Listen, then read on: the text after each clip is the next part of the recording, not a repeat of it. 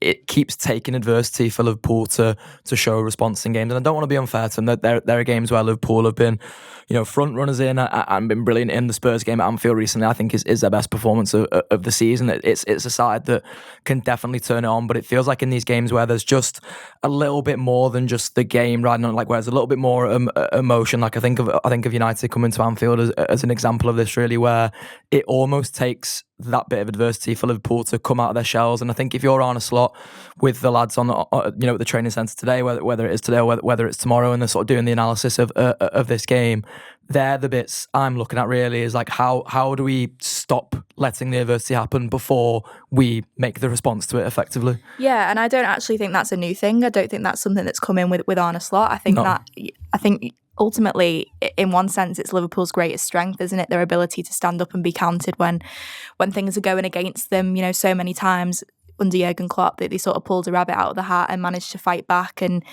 channeling that passion and that sort of sense of injustice, I think, is what Liverpool are best at. But as you say, sometimes it is frustrating, particularly when they're playing against a side who, it's obviously a derby and form goes out the window and all that, but statistically, the numbers don't lie. Everton are a far poorer team than Liverpool are at this moment in time. So, yeah, it's frustrating that it does take them going a goal down, really, for them to sort of start properly getting the foot on the ball and playing football. But just going back to what you said about McAllister's goal, it was brilliant, wasn't it? It was a real moment of quality that sort of cut through a game that was pretty low on quality. It's becoming like a trademark of Salah's, that as well, isn't it? Which I'm really enjoying, that ball into the box. Yeah, absolutely. And I thought Salah was great last night, actually. Maybe the spells where he was a little bit anonymous, but he stood up to be counted in sort of the two key moments. And I think it's now 23 away goal involvements for him in the Premier League this season. So he surpassed the records that was previously set by Andy Cole, and then surpassed it even further with his goal.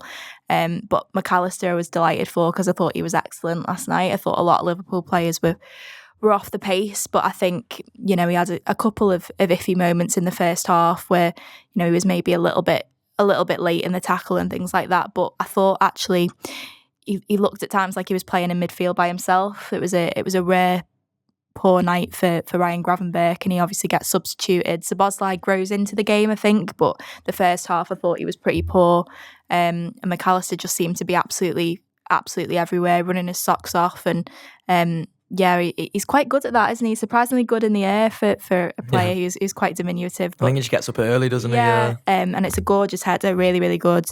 And I think it was a shame from a Liverpool perspective that there weren't more moments like that, because that was just a moment where Liverpool's quality was just, you saw the superiority of the team and the players, but there just wasn't enough of that last night. And I think that the frustration is coming away from it is that 6 points now that Liverpool have dropped late on in games.